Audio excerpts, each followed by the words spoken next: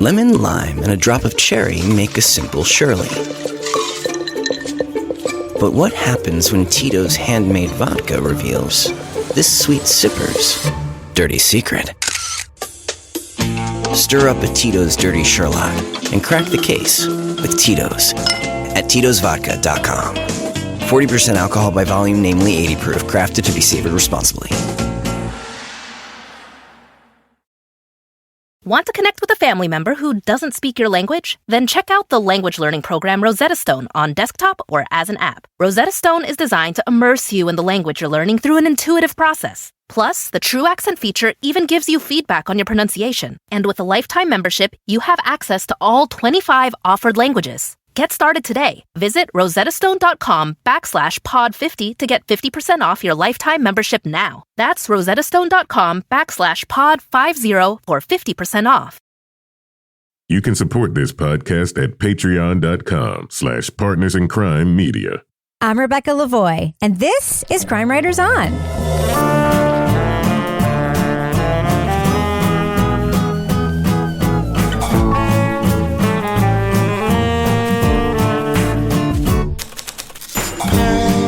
Crime Writers On is the original true crime review podcast that digs into true crime, pop culture, other podcasts. And on this episode, for her school project, a student reinvestigates the murder-suicide of two teens and finds herself in danger. We'll review A Good Girl's Guide to Murder on Netflix. Joining me to get that done and more is true crime author, TV journalist, and host of the These Are Their Stories podcast, my husband, love of my life, and private chef, Kevin Flynn. Hi, Kevin. I'm a private chef? Yes, we'll talk about that. Oh, shit. All right. Also with us is private investigator, certified pet detective, resident cat lady, and author of the Piper Green series of cozy mysteries, Laura Bricker. Hi, Laura. Hey, Rebecca, and pineapple lover. That's right, Laura. Are we ever going to get another Piper Green book is what I'm wondering. I know. Everyone wonders that. We'll see. Sounds like a no. We'll see. That sounds like a no. Laura's like, I've got a boyfriend now. I'm not writing another fucking book. Well, you know, there's a whole thing called like paying your mortgage, and like books are great, but they don't really like generate that much. I hear you. Well, why do you think we make podcasts now, Laura? Exactly. And finally, our resident Doubting Thomas, author of the City Trilogy, host of Rip Current, Strange Arrivals, and our Patreon Deep Dive Book Club podcast host, Toby Ball. Hi, Toby. Hey, Rebecca. So, Toby. Yes. Your podcast has been out for a few days. How's it going? It's going awesome. Yeah? Yep. Today is episode 2, right? Episode 2 drops today. We learn about Lynette Fromm's childhood and time in the Manson family, which I think people will find interesting. Don't spoil everything, but how did you get the name Squeaky? That's what I was going to ask. Oh, Squeaky? Yeah. Yeah, this isn't spoiling very much. So when they were at Spawn Ranch, the guy who sort of ran Spawn Ranch was this older kind of blind guy. And Lynette Fromm was basically tasked with keeping him like satisfied and everything so they could stay on the ranch. And he thought her voice was kind of high pitched and whiny. So he called her Squeaky. And that kind of stuck among the family. And a lot of the people in the Manson family had nicknames. Not the scariest assassin's name. Yes. Squeaky. Yeah. Squeaky. Yeah. No. Babyface Nelson, Joey Bananas. But I end up interviewing this woman, Diane Lake, who was the youngest member of the Manson family. She was 14 when she joined. Ooh. So kind of focusing on like not the murders that everybody knows about, but sort of what it meant to be living in that kind of commune and what they were up to, that kind of stuff. If I lived there, my nickname would 100% be Cackles. You know that, right? Cackles? Yeah. Rebecca Cackles Lavoie. Cackles Lavoie. Yeah. Only if it were given by a man. No, yeah, true. All right. Well, Kevin, I referred to you as my private chef. Yeah. Earlier. Why is that? Because you've literally become my private chef. You spent all weekend last weekend. The holiday whole weekend. thing was centered around all the things Kevin was planning to cook. And we are only 2 fucking people. Wow. And he made an entire rack of goddamn ribs one night. And it came out like the opening of the Flintstones. Like It's that, it was it's like longer than the 2.5 platter. feet Sure, yeah. long.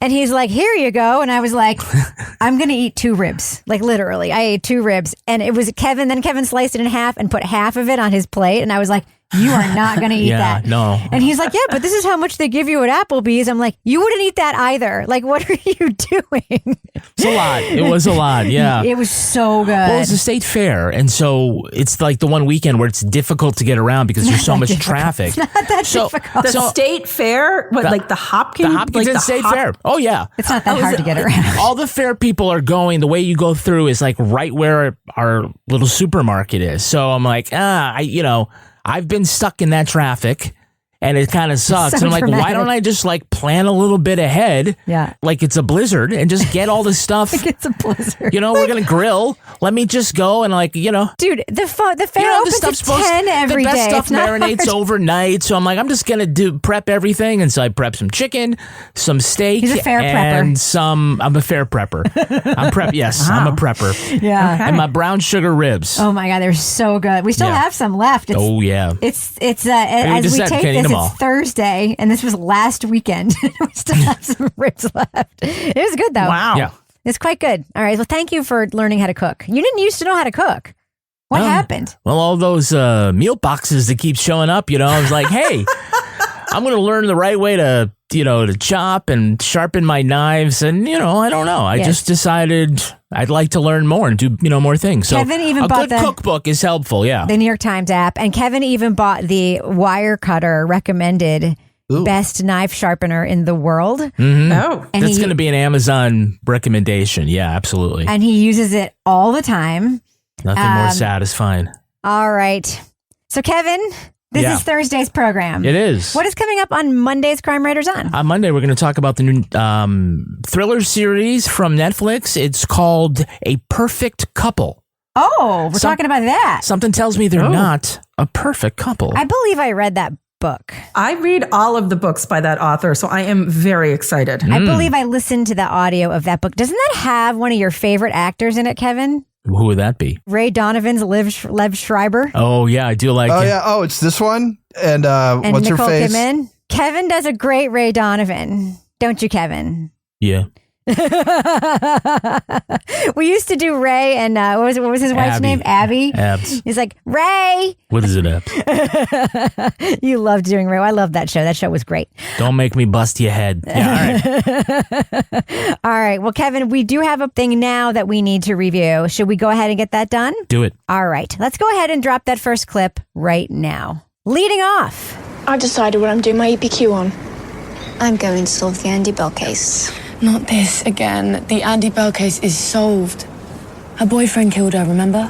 The whole world thinks Sal Singh is guilty, but he never had a trial and I never even found Andie's body.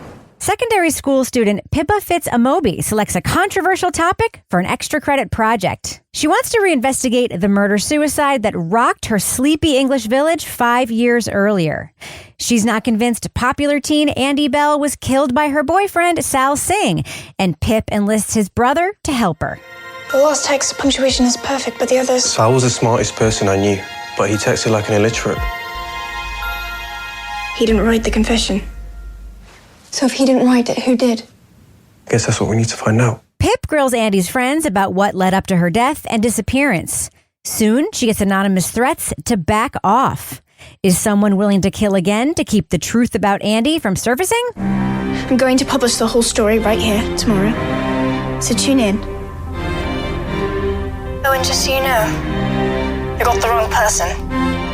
From BBC Studios and streaming on Netflix comes the adaptation of the YA bestseller A Good Girl's Guide to Murder, starring Emma Myers. The thriller series follows Pip's growing obsession with the Andie Bell case as she pushes her good girl boundaries to solve the mystery and navigate adolescent relationships as complicated as the crime.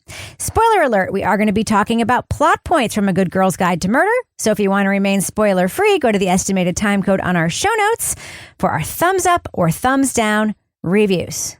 So Laura. Yeah. This was on your Netflix queue, was it not? Because it's right in your lane. But I'm going to just tell you something. It was in my Netflix queue too, like the recommended watches. So just so you know. It wasn't just me. It wasn't just you. I watch all the Harlan Coben series. I watch everything that comes out on Netflix, so I was going to watch it too. So when you say in your note, it's my fault that we watch this, it's not. It's not, Laura. It's usually my fault. He books the show. Yeah, I know. Well, and I was the one who was like, hey, Kevin, are we going to watch? Because it kept popping up and I had seen people talking about it. And I was like, oh, that looks cute. We haven't done like a fun Netflix thing in a while. And I started watching it and I'm like, oh no, I hate this show. And then I was like, Toby's really going to hate this show. And I was like, well, that'll be fun. Why do you think Toby was going to hate it? I think I just found like some of the plotting in this to be done in a way that was not as natural as it could have been. I thought it was kind of lazy in some of the ways. It was just like super predictable. And I was like, oh, Toby's going to hate this. But I don't know. Maybe he didn't. Maybe I'm the only one who hated this. Well, I guess we're going to find out. Now, Kevin, you know a little bit of background about the source material of this, don't you? Oh, just very little. How do you know that? How do you know my that daughter Lily was reading the book, A Good Girl's Guide to Murder, the first book in the 3-book series. She wanted to finish it fast at the beach so she could have read it by the time the Netflix series debuted a couple weeks ago. Right. And the series takes place in Connecticut, I believe, not in England, and right? it's picked up and dropped into Great Britain, I think probably in part because BBC Studios put it on, and so but it's not uncommon. What is it? What other? All right, so I have figured this out. What other book series was moved there? Was the Harlan? So many. Harlan Coben's books are very often based there. Girl on a Train was moved from the Connecticut to so many book series and adaptations are moved to the UK because, and this is true, there is a 20% tax credit program for productions in the UK. Yeah. So there's a huge incentive. You basically get 20% off the cost of your production if you make your shit there. Yeah. So there's Disney, by the way, has earned $250 million by moving their shit over to England in the last decade. So I think they actually, not to get like way off track here, but I think Disney started doing that in the 60s for a very similar reason. Yeah. This program's been in place for a long time. It's a very chitty bang bang kind of thing. But they moved it to TV shows in 2012. So that's the mystery. So they move it to Great Britain, which is different from the books. And the books are young adult. And I'm not positive whether this TV show was meant for a teen audience like the books, or if it's supposed to be a little more mainstream where it's kind of thing that works for both an adult audience as it does for a teen audience, like Harry Potter or some other really good YA material. Yeah. I don't know. I mean, I thought it was very teen oriented. I mean, teens like dark stuff. It's going to be at least teen oriented, but is it also supposed to be for adults? Yeah. I mean, it's kind of a mashup, right, Toby? I mean, it definitely sort of has that location porn situation. It has an actual mystery. I think the performances in this are great. Personally, I think the actors are all really good. But Toby, it is. I mean, you made the note. It's got a little mashup of genre thing going on. Yeah, I mean, I think there's this thing where it's like, if you're a whole bunch of genres, you're not really any of them type of thing. And this kind of felt like part of it's like a geek romance. Part of it is like sort of a English Village whodunit. And then there's also like this kind of darker string that has to do with, drug dealing and killing dogs and stuff like that. So sometimes it's a little bit hard. Like I really like if you watch the first 15 minutes and then didn't watch anything and then watch like that last half hour, you'd be like, what the fuck just happened? Because I mean, it takes such a turn. Like it starts off like you think it's going to be kind of a quirky little thing. And then by the end, it's dark, but it's also like so kind of absurd that it's hard to like get too emotionally wrapped up in it, because I mean, it's the other genre. It's sort of the Harlan Coben thing where it's like every time you think it's over, it's not quite over. Exactly. And there's like another twist and another twist and another twist. And after a while, you're just like, okay, well, we're running out of characters. So it's like one of these three people now. Yeah. There's 7 minutes left, so they can maybe squeeze 2 more people. As I said to Kevin at the second to last episode, when we thought it was like, no, there's going to be one more thing. Because there's never, you know who it is in an English thing or like one thing like this, there's always going to be one more thing. Yeah, I mean, I don't know if there's a lot of thrill in the thriller. The setup kind of feels like maybe next level Encyclopedia Brown or Harriet the Spy kind of, the amateur, in the series. And that's actually, very Agatha Christie kind of setup, for a closed murder mystery, which is, the person who's not the professional is the dabbler on the outside. And so that's what the setup is.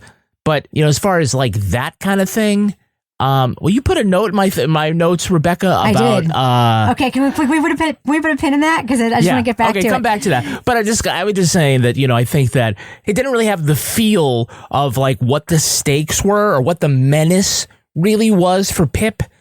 Even when she's getting like threatening notes to back off or whatever, I don't really feel like, that she was in danger, or like they're trying to set up that she's really obsessed with this, or that she's like really a good girl.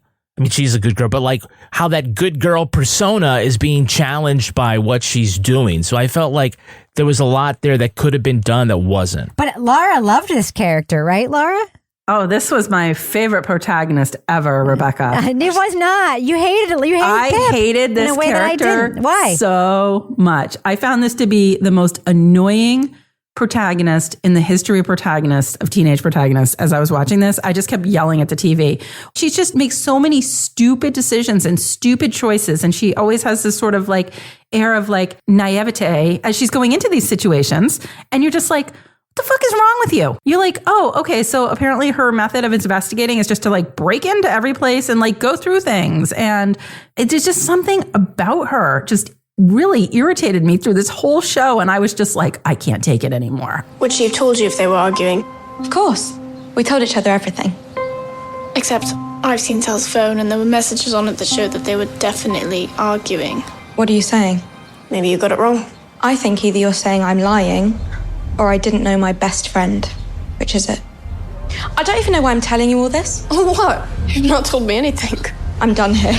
Also, how stupid is she to be driving around in the red Volvo station wagon and like parking it in front? I mean, it's not like a car that you're not going to see. It's a big old red Volvo station wagon and she's just parking it out front everywhere she's going. I'm like, what an idiot. The only good thing about her is I did like her little star outfit. And I was thinking that would be a good, fun DIY outfit that I could make for Halloween or perhaps New Year's. Yeah. I mean, I think part of it is that it feels like the investigative stuff was written by like a 10-year-old. Because it's like whenever she talks to anybody, they just kind of divulge their secrets to her. Uh-huh. They're like, oh, yeah, well, she was dealing a lot of ketamine back then and, blah, blah, blah. It's just like everybody is just like, oh, sure, I'll just tell you everything. For $20. Like the one thing that can really turn the case and then like something will happen. I got to run. Andie sold drugs. How'd you know? I was one of her customers. She sold them at calamity parties mainly. Sal hated drugs. She was a dealer. She worked for a dealer. Who? I don't know his name. How do I find him? At a calamity, I guess. And then again, it's just like, oh, I'll just break into this house. And then people will come in, which will be like a little suspenseful. But you know what? I'm just going to run out the door and they're not going to be able to catch me.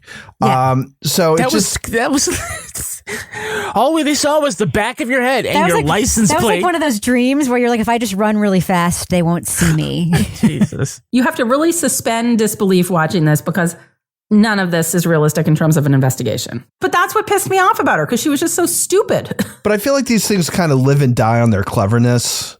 Even if you're going to suspend disbelief, suspend it in that she has clever ways of doing things, like she's like outsmarting somebody or finding some like ingenious workaround or something. But it's not. It's just like, I'm just going to walk around and talk to people and they're going to tell me what they know. And then I will like form some opinions and I'll go and break into some houses and I'll find some clues and I'll go to an underground cave party and pay a drug dealer to answer questions. Take some ketamine and I'll like a drug dealer will be very forthright with me as I give him 20-pound bills. Yes. And tell me about his drug dealing operation. From start to finish for 60 pounds. Yeah, but for only $5, you can get exclusive content with us on Patreon. That's right. We have all sorts of Welcome levels. To the business section in a cave. Welcome to the business section, yeah. So for 20 pounds, British sterling pounds, you could get like one question answered by a drug dealer. Ooh, or me. In a weird cave where he has a throne or something like that. And I don't know where the electricity is coming from. It was very True Blood. It was very True Blood. It really was. Yeah. It was like a mashup of so many other things. That was kind of weird. But you could just it's very cleanly. Just join us on Patreon, patreon.com/partners in crime media. Different levels you can support us at. And when I say you support us at, the money that you give us keeps the show going. And so we return the favor by giving you all sorts of extra exclusive content. More than 650 podcasts, back there to listen to. You can support us at the leading off level. You'll get things like the Crime Writers On After Show, Toby Ball's Deep Dive Book Club podcast, and our Married with Podcast. The best. And Rebecca, sorry guys, but it is. Rebecca and I will answer a question from a listener about perhaps a younger sibling is taking advantage of an elderly parent. Oh no. We have also the shit. It's not yours. No, but it's for real. But for real. That's serious. Yeah, we also have the Brichter scale level, and if you join us there, you get an extra exclusive podcast. It's Leave It to Bricker.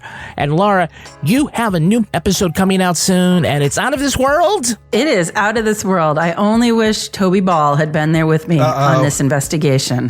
When I went down to the Exeter UFO Festival. I was there. Why didn't you tell me you were in town, Toby? Why do you think?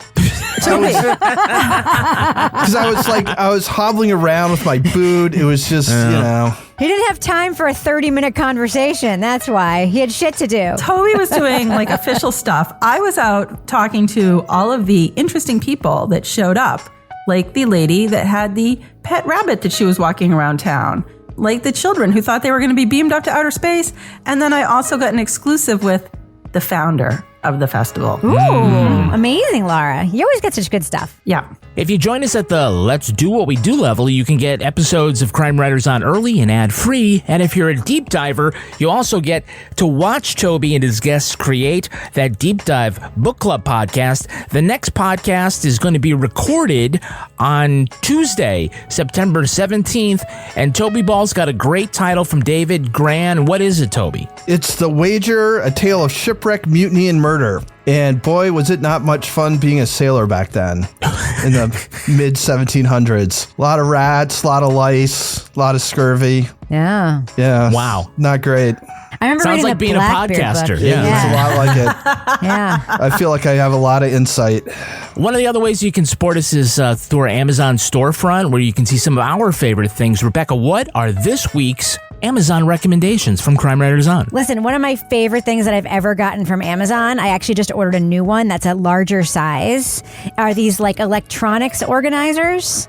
Kevin, like this. Where you can like put all of your cords in it and your chargers in it so that when you travel, you have one little case that has everything you need, like your mouse pad, but mostly like all the cables and everything. And then when everyone is like, hey, do you have a charger? You're just like, I literally have every single kind. I have every cord, every cable, every kind you could possibly need. Wow. So yeah, I like it so much that I just got a bigger one because, you just can't have enough chargers to share and I share around. I also just got myself one of those portable charging bricks to add in there too because, it's just another thing that I need. I have a question. Will this prevent teenagers in my house from stealing my chargers? Oh, yeah. 100%. If you don't tell them what's in that little purse. Yeah. Toby Ball, what are your listener-inspired Toby Ball's deep cut recommendations? Well, I'm going to start off with an item from the shoes, handbags, wallets, and sunglasses collection. Ooh. It's the RJ Sport Tieless Elastic Shoelaces. Heavy-duty, no-tie shoelaces for kids and adult with strong lock and speed shoestrings. Number 005, dark gray. I don't quite understand what a no-tie shoelace is. It seems like laces are meant to be tied. But regardless. Number 2, all in caps, Heat Founder 90S. Ooh. And then no more caps. Ignition Time Pit Boss official recommended silicon nitride hot rod igniter pellet grill igniter rod for Pit Boss Traeger Camp Chef 100. That's aggressive. The 100. That's the best model. That's so aggressive. It sounds like a lighter. That's some masculine shit right there. Yeah.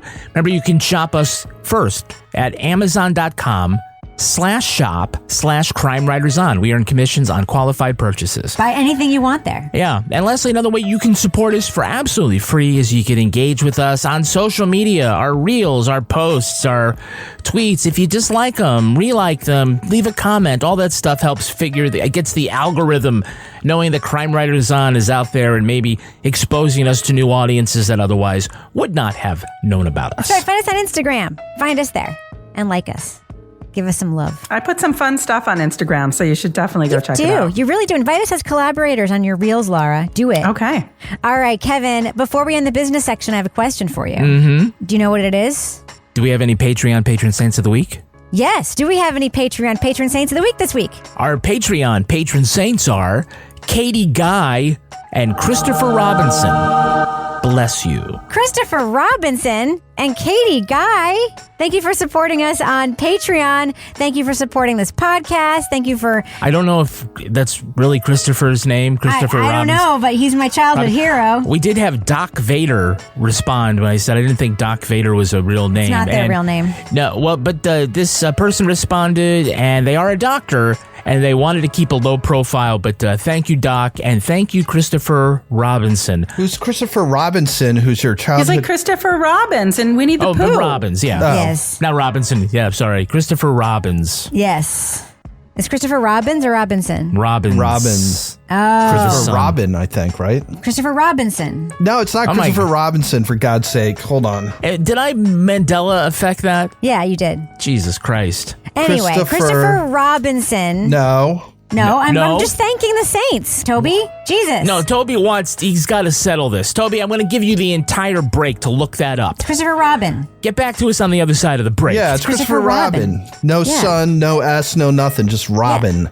Yeah. Can I just get out of the segment without being humiliated Katie, first? Christopher, thank you. Thank you for supporting us. Thank you to everybody who supports us. Thanks to everyone who doesn't. And thanks for everyone who's considering it. We love you all. All right, Kevin, does that end the business section? Yes, thus ends the business section. I'm going to go ahead and wind down that music. Which I will never do again. Right now. So, Kevin, who's our next sponsor for this podcast? We're sponsored by Roe. If you've heard of Ozempic or Wegovy, you've probably heard three things. They're effective, but they're expensive, and they're hard to get. Well, that's where Roe comes in. Through Roe, you can access prescription compounded GLP-1s with the same weight loss ingredient as brand name GLP-1s at a fraction of the cost. Roe has compounded GLP-1s in stock now. If you qualify, your medication ships in just 1 to 4 days. Don't have time to schedule a doctor's appointment? No problem. With Roe, you can see if you qualify from the comfort of your own home. So go to roe.co/CWO. CWO. Membership starts at $99 for your first month. Medication costs are separate. That's ro.co/CWO. CWO. Go to ro.co/safety for black box warning and full safety information. Compounded medication is not required to and does not receive FDA review or approval. Prescription only. The medication must be paired with diet and exercise modifications in order to achieve stated results. That's ro.co/CWO. CWO. Kevin, who's sponsoring us right now? Okay, we're brought to you by Quince. Quince? Yeah, hey, like we're into fall right now, and it's back to school, and so all those short shorts, tank tops, all those, cool linen clothes that would be, those are all going in the closet. You got to get ready for. It's cashmere sweater time. It's cashmere. If you're gonna go out and get decorative gourds. Yes. Miniature decorative gourds. Decorative gourd season. Yes, that's right. You got to shift your wardrobe. Luckily, Quince offers timeless and high-quality items that you'll adore, ensuring your wardrobe stays fresh and you don't blow your budget. And remember, all Quince items are priced 50 to 80% less than similar brands. Yes, they sure are. I love Quince so much, Kevin. Yeah. I was actually shopping on Quince earlier today on my phone while I was editing something. Mm-hmm. There's something I want so badly. Tell me. It's a cashmere cardigan. Of course it is. It's so cute. But does it break the bank? No, of course it doesn't break the bank. Then I'll allow it. Oh, I will allow it. Thanks for allowing it. Quince only works with factories that use safe, ethical, and responsible manufacturing practices, along with premium fabrics and finishes. How awesome is that? Make switching seasons a breeze with Quince's high-quality closet essentials, like a cropped cashmere sweater. Go to quince.com/crime for free shipping on your order and 365-day returns. That's QUINCE.com/crime to get free shipping and 365-day returns. Quince.com/crime. So, Kevin, who's our sponsor for this episode? Hey, we're brought to you by HelloFresh. HelloFresh. Back to school season means shopping, after-school activities, and a lot less time, so skip the meal planning and grocery store runs with nutritious and delicious meals from HelloFresh. They handle most of the prep, too, and they've got great stuff, not just for weeknights after everybody gets home from school. You got great stuff here that we got in our last HelloFresh delivery. Great stuff for kids that you can pack, send it to school with it. Oh, get your mouth. That is so cute. Yeah, this is the, I've got the card right here with the directions for kids' cheesy spinach roll-ups with ranch dipper, carrot sticks, apple slices, and tortilla chips. So this is you can make a little bento box for your kids. With cute things. So I mean, I don't think they have sushi that goes with this, but this wonderful meal comes, with carrots and hummus and cream cheese and apples and tortilla chips. I want that. Tortillas, yeah, and it's very easy to... Make that for me. Okay, fine, I'll make these for you. So cute. You're not a little kid. I don't care. I would eat the heck out of this. Yeah, this meal also just takes 5 minutes to make. It's a lunch bunch. I mean, it's not like in the Breakfast Club where Claire opened up her little bento box and everybody thght it was weird. Yeah. People are going to be jealous. Yeah. And for a limited time, kids, eat free. So go to HelloFresh.com/CrimeWritersKids. Crime Writers Kids. To unlock this exclusive offer. 1 free kids meal per box for 2 months while subscription is active. Let's get that. That's free kids meals just by going to HelloFresh.com/CrimeWritersKids. Crime Writers Kids. This episode is supported by FX's Grotesquerie, a new series from executive producer Ryan Murphy. Heinous crimes unsettle a small community, and the local detective feels these atrocities are eerily personal, as if someone or something is taunting her. Starring Niecy Nash-Betts, Courtney B. Vance, Leslie Manville, and Travis Kelce. FX's Grotesquerie premieres September 25th on FX. Stream on Hulu. So, Kevin, you and I, we're going to do very spoilery shit here, so just be on the lookout, listeners, if you don't want to hear it.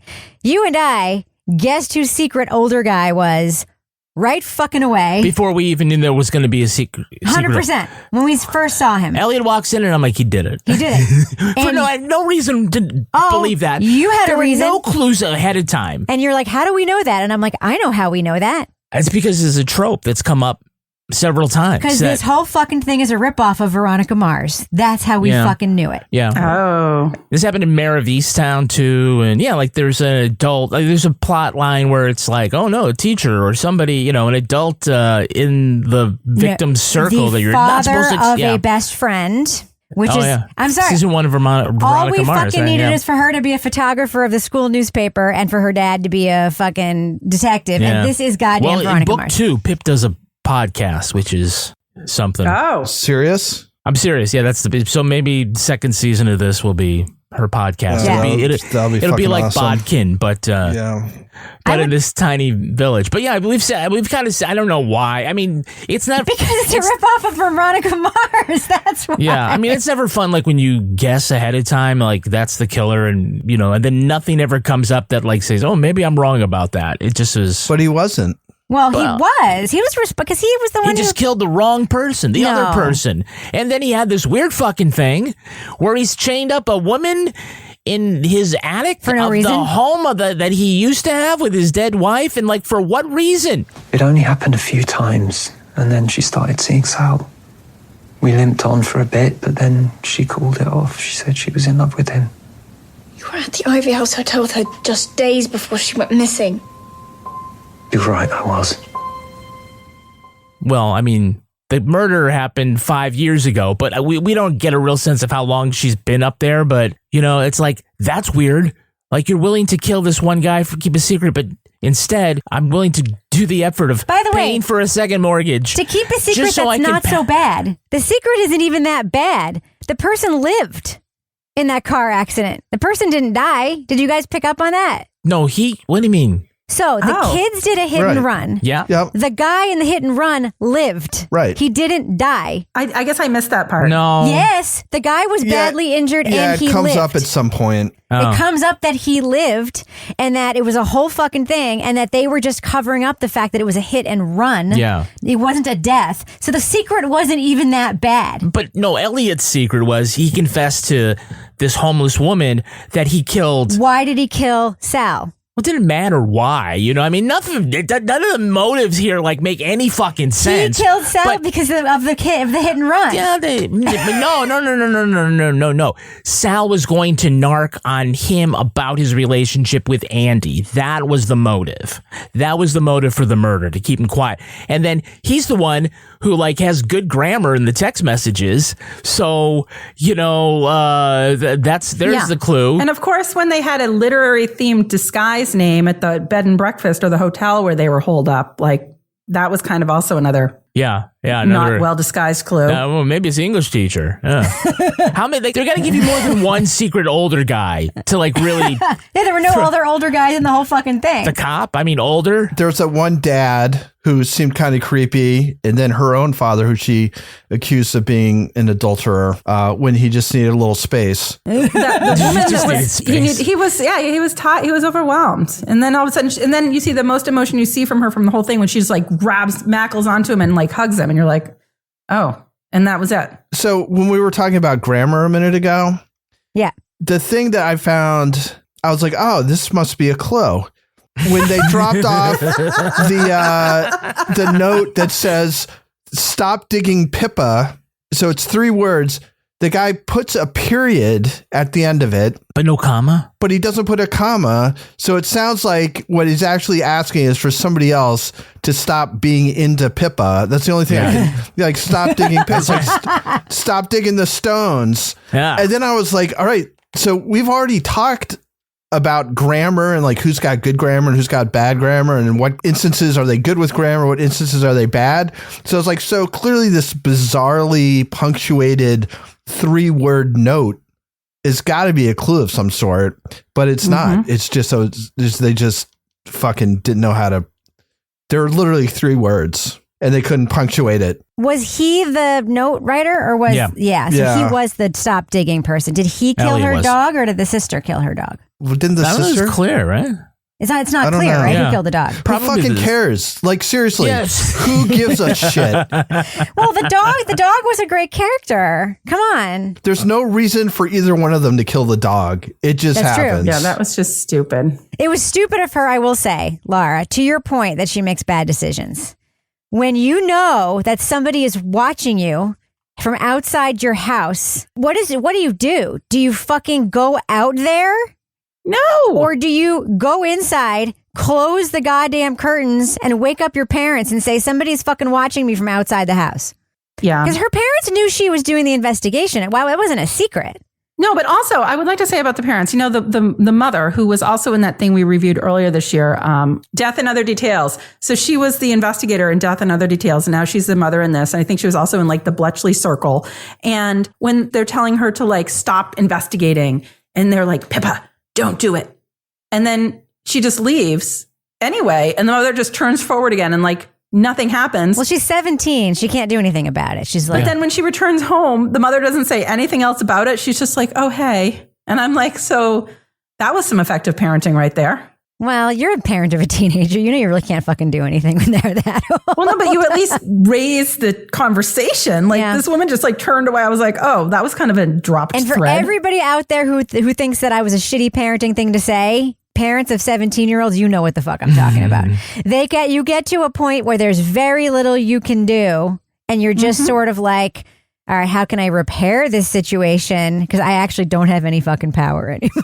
Well, I will say, I won't give specifics. I had a situation recently where something came up, and I said to my son, like, what the heck? And he said, well, oh, my bad. I'm 18 now. And I was like, oh, okay. Oh, damn. Got that one.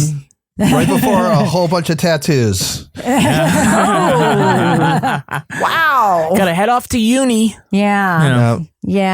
So at the end, I mean, I still think the English teacher is responsible for her death because, you know, they were together when she got the big gash, which was, I think the gash was what killed her, right? Because no, did you watch the last episode? I did. Listen, she was. The sister pushed her up against the wall, and but then she was Pip already explained, no, she already had that wound. Yes. That was also the dumbest thing that she did when she followed that sister out to the fucking well. Right. She already had the wound because she got the wound when she was with the English teacher. Right, but she's like walking around. She's going to her locker, all that shit. Okay. All right. She's going to the locker. So let's just multiple say times. The sister is ultimately the last person that she's with before she dies. Okay. So that's fine. Did the sister wave? Because if Elliot killed her, how would she have gotten to her sister's kitchen? No, I know that, but she already had this mortal wound when she got there. She was gonna die. Did you see the back of her head? She was gonna die. Have you ever seen a head? No, come on. You bleed a lot from the scalp. It doesn't have to be a big wound. That's true. All right. So she died from being pushed against the refrigerator? Like that's how she died? I thought, didn't she get dumped down a well afterwards? And then she got dumped down. Was she her body alive was dumped. She was already. Listen to us. Listen to us. We're like arguing about this like it's like super important. Like again, who gives a fuck? Yeah, I mean, I guess that's true. That being said, we are arguing about this as if it's, as if it does matter because we care. I mean, that's the job. That is the job. We're going to take the hit for you, dear listener. Yeah, I mean, I didn't hate this. I'm just going to say I didn't hate it as much as Laura did. Laura, don't you wish that your childhood involved awesome parties and caves? Although it may have since you grew up in Vermont. It kind of did. Like my childhood did involve, but I didn't have the light scene and fun stuff going on that they had in this cave. And that was a really big cave, by the way, because first they walk in through what looks like a culvert. And the next thing you know, they're in like the grotto of wherever they're at. There's rugs and furniture. And I'm like, this place is crazy. I'm like, we just had parties in fields in Vermont. And, the most exciting thing that ever happened there was one time, because you make big fires, they brought an old couch that somebody was going to burn and they threw the couch on the fire. And then at the last minute, they realized that somebody's grandmother's handmade Afghan was on there. And they're like, no.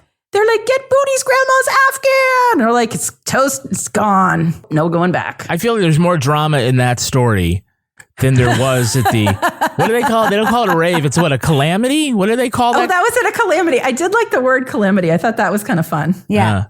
So, or Toby, a kegger. So, Toby, you had a question that Kevin also had as we were watching the show.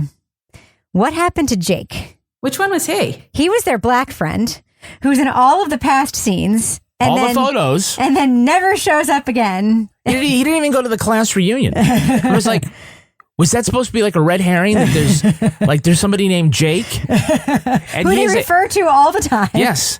Yes, and he is a large man, and he's taking up a lot of the frame in that stuff. And we're like, did they imagine him? Because why is Pip not chasing him down, Toby? It's typical. She's like, it's like only murders in the building. It's like only murders in this neighborhood. Yeah, I actually think that might have been Kevin's note that migrated its way up into my timeline because I didn't like that.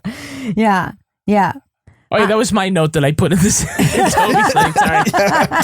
You set me up, Kevin. Oh my God, our notes are just as disorganized as this series was. This is incredible. So Toby has no answer to my question. But Kevin, there is a very HGTV clue that's discovered in this series. What are you talking about? The tile floor. Oh, the tile floor. That's right. I appreciated that detail. Yeah, I mean, it seems like Pip's only investigative savant thing was to match the tile floor in that hotel bathroom with the selfie that Andie took while in her underwear. And I'll tell you that I also studied that photograph, but I did not remember the floor. Okay. This is another rip-off situation from Veronica Mars.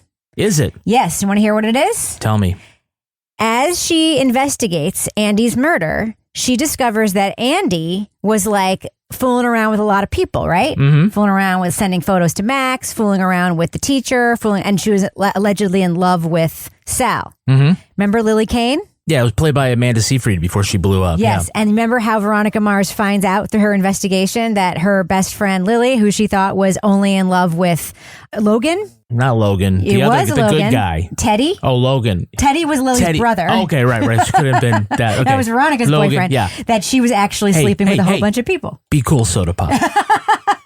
Aren't you impressed at how well I remember Veronica Mars? Yeah, okay. Same thing. And then it turns out she was sleeping with Logan's dad. Yeah, so obviously this is a ripoff of the classic neo-noir series, CW series. You have to fucking watch Still Veronica actually the Mars. best thing. It is Veronica the best. Mars, If you're going to watch this, watch the source material for this if you want to watch something. This episode is supported by FX's Grotesquerie, a new series from executive producer Ryan Murphy. Heinous crimes unsettle a small community, and the local detective feels these atrocities are eerily personal, as if someone or something is taunting her. Starring Niecy Nash-Betts, Courtney B. Vance, Leslie Manville, and Travis Kelce. FX's Grotesquerie premieres September 25th on FX. Stream on Hulu. Lemon, lime, and a drop of cherry make a simple Shirley. But what happens when Tito's handmade vodka reveals this sweet sipper's dirty secret? Stir up a Tito's Dirty Sherlock and crack the case with Tito's at Tito'sVodka.com. 40% alcohol by volume, namely 80 proof, crafted to be savored responsibly. Want to connect with a family member who doesn't speak your language? Then check out the language learning program Rosetta Stone on desktop or as an app. Rosetta Stone is designed to immerse you in the language you're learning through an intuitive process. Plus, the True Accent feature even gives you feedback on your pronunciation. And with a lifetime membership, you have access to all 25 offered languages. Get started today. Visit rosettastone.com/pod50 to get 50% off your lifetime membership now. That's rosettastone.com/pod50 for 50% off. Hi, I'm Angie Hicks, co-founder of Angie. When you use Angie for your home projects, you know all your jobs will be done well. Roof repair? Done well. Kitchen sink install? Done well. Deck upgrades? Done well. Electrical upgrade? Done well. Angie's been connecting homeowners with skilled pros for nearly 30 years, so we know the difference between done and done well. Hire high-quality, certified pros at Angie.com. So let's do what we do. Let's let our listeners know, should they check out A Good Girl's Guide to Murder on Netflix? Laura Bricker, what do you think? Thumbs up or thumbs down to A Good Girl's Guide to Murder on Netflix? Well, this is no shocker here, people. I didn't like this. I thought I was going to like it. You know, I love like a good English village, quirky murder mystery with like interesting little cast of characters and some location porn. For me, I don't know, was something about the protagonist in the show. I just couldn't watch her. I found myself yelling at the TV the whole time about decisions she was making. And like, even if I suspend disbelief about, okay, this is just fiction and it's fun, I just couldn't get past it. So there's plenty of other things on Netflix right now. They just picked up a bunch of shows from AMC, which are a lot better. And so unfortunately, Good Girl's Guide to Murder is a thumbs down. Toby Ball, thumbs up or thumbs down for A Good Girl's Guide to Murder? I mean, I think just to give some context to my review, in my house at various times, people will be watching things like Outer Banks or The Summer I Turned Pretty. Yeah. Or, I like that or one. Or things like that. Nerd Girl or whatever it's called. Yeah, whatever the fuck. The Kissing Booth. I don't know that one. But anyways, when those things are on, like, I just kind of like let them watch over me, and it's just like kind of a vibe thing. So I'm not really paying enough attention to understand what's going on. I wanted to experience this in that same way of just being like, oh, okay, like stuff is happening and here they go. But the fact that we actually had to talk about it and I had to pay attention to what was actually happening and like what the discussions were about and what the plot was totally ruined it for me. No. I couldn't just kissing booth my way through it like I wanted to. Based on having to pay attention to what was actually happening on the screen. Yeah, I mean, it's just not very good. You know, the acting's pretty good. It's nicely shot, but there's like almost nothing about it that rings true. And that's fine for a certain kind of show. And maybe this is that kind of show. But if it is, it's not a very good kind of that kind of show, which is all to say it's kind of a thumbs down. But I think if you have it on and aren't paying that much attention to it, it might be okay. Kevin Flynn, how do you feel about A Good Girl's Guide to Murder on Netflix? I was going to go sideways, but I think I'm going to go thumbs down on this. It's just very mid. It's okay. I don't feel like, you know. Mid is sideways, Kevin. I'm going to debate you on this. Mid is sideways. That's what I just said. Oh, so mid is sideways? All right, then it's less than mid. Okay.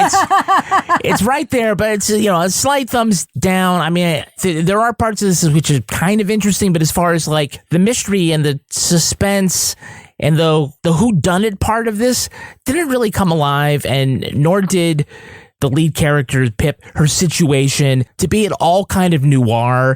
The idea always has been that a regular person or a good person kind of looks into the dark side of life. They kind of step into a world that they don't belong and brings us with them. And I certainly didn't really get the sense that there were any like real stakes or peril for her to do this investigation. And then it just kind of went in weird ways. But I'm sure that like your teen will enjoy it because this is the kind of thing that they've been watching or they've been reading about. And it's probably geared more for them. So if you're a more sophisticated mystery lover, this is definitely not for you. And it wasn't for me. Yeah. So I really wanted to like this. The performances are actually great, and I want to do a call out to a couple of them. Asha Banks as Kara is fucking great. Henry Ashton as Max Hastings is great. And even Emma Myers as Pip is very good. Like, the young actors in this are very, very good. So I wanted to like this, and the setting is gorgeous. Whatever small town they use for this fake British town is great. I looked it up. It is a fake town, by the way. That being said, this is... I'm sure if it's true to the book, then it's also true for the book too. A total fucking ripoff of Veronica Mars. A total ripoff. The main character is a ripoff of Veronica Mars. The character of Max is a ripoff of Logan. The character of Kara is a ripoff of Mac. It is just ripoff, ripoff, ripoff, ripoff, ripoff. And if you've watched the first season of Veronica Mars, then you fucking know what happens in this series. And so that's all I'm going to say about it, because I knew what was going to happen within the first, few minutes of watching this, because a character walked on the screen and Kevin and I were both like, that person did it. Kevin was like, I don't know how I know that. And I was like, I know how you know that, because this whole thing is a fucking ripoff of Veronica Mars. And it's not a good ripoff either, because Veronica Mars is a brilliant show, an edgy, great, brilliant show. And there's so many things in this that remind me of how good it was. Like, in this series, they allude to kids being raped. They show this very dark side of what's supposed to be a beautiful place to live, which is what Veronica Mars is. It's a beautiful place to live with a very dark side. They try to do that here. It doesn't fucking work. They do all of the same exact beats. A girl who's going places, who's at the top of her class, who's super smart, but on the outside. They try to do that really well. Doesn't work here. She's got two quirky, sort of outsidery friends. They try to do that here. Doesn't really work here. Like, everything is just like, it's like the, as you would say, Kevin, what's that brand? The Temu Veronica Mars. So yeah, I can't do it. I wanted to like it because I love all the shitty British stuff. I really do. I watch every Harlan Coben adaptation that comes out on Netflix, and they're bad, and I fucking love them. This is not one of those things. So yeah, thumbs down for me for A Good Girl's Guide to Murder, aka the Temu Veronica Mars. All right. That's going to do it for us. But before we go, Laura Bricker, I have a question. Do we have a cat of the week this week? This is a fun one, and it came to us nominated by Suzanne Atwell-Keister in our official Crime Writers On podcast discussion group. Cat of the week? I don't think you've ever had a certified butthole cat before, Laura Bricker. What? Certified? Isn't every cat a butthole cat? Well, every cat wants you to look at their butthole because they all come and stick their butt in your face. But how does a cat get certified in that? Well, I'm going to tell you how it gets certified, Kevin. This cat is at the Clarion Paws, which is a small town sort of cat rescue or humane society sort of place in Pennsylvania. And they write with a picture of this cat, "This certified butthole won't let his foster parents pet him, but he never fails to be in the same room as them. Navy is a clean, quiet, slightly weird roommate who just wants to chill and watch you shower. He gets along well with dogs and adult cats. Sounds like Navy me. really likes kittens to the point of attempted kidnapping. If this weirdo sounds like a good fit for you, step right up. So if you want a certified butthole cat and you live in Pennsylvania, you could adopt this cat, Navy." Kevin, you would love a certified butthole cat. It's kind of like a big gray and white cat, and his face, I don't know if his face looks like a butthole. It looks more like another anatomical part, but he's just kind of, he's just kind of a cat. Here he is. What anatomical part Are you thinking it looks Doesn't it look like he has like a penis on his face? Oh.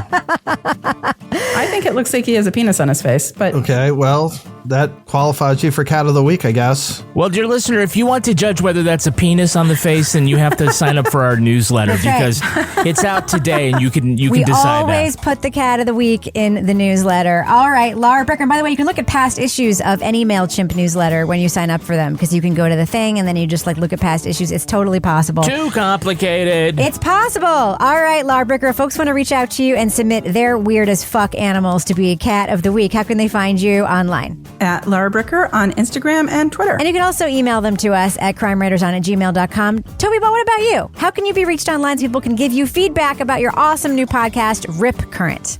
I'm on Twitter at TobyBallNH and Instagram at TobyBall603 and probably some other stuff too. I'm not sure.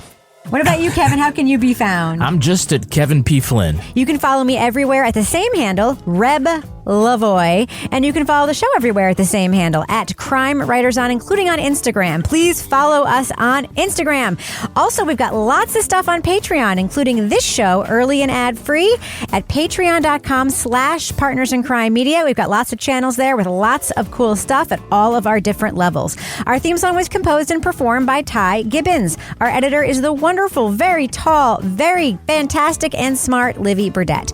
The executive producer of this show is Kevin Flynn. This show is recorded in Studio C, The Closet, in a New Hampshire basement where I also have several contacts in my phone labeled Secret Older Guy. And I always know exactly who it is after 5 fucking minutes. On behalf of all the crime writers, thanks so much for listening. We will catch you later. No, Lars literally chewing. We're not ready to go. We're good. No, just finish chewing. We have a minute. I did. I finished chewing. I can literally see you with your chipmunk I'll cheeks. mute myself. I'll mute myself if I Just chew again. Just chew. It's fine. I chewed that. There's nothing left. Okay. It was a pineapple. Okay. Don't lie to us, Laura. I'm snacking. I You're have like the more. Leon I'm going to eat Mayfock some of more this of it. podcast. But I'm going to mute myself when I'm just chewing. All right, so for our listeners who might be listening to this as an outtake, Laura just showed us literally a bucket of pineapple. Yeah. All right. Yeah, go ahead and chew on that the whole time. Yeah, There it's you going to be a lot of muted chewing. Your fingers are going to be so sticky. I have a fork. Oh, okay. So you have an answer for everything, don't you? I do. And then she got dumped down. Was she her body alive was when dumped. she- yeah, She anyway. was already. All right, listen to us. We're like arguing about this like it's Like, again, like who gives super a fuck? important. Who is calling you, Toby? We're recording a podcast. It's not my burner phone for once. Fucking lunacy. Hold on, let me just write a quick text. Okay. All right. Resume and go. All right. So Toby, say, who gives a fuck? Who gives a fuck?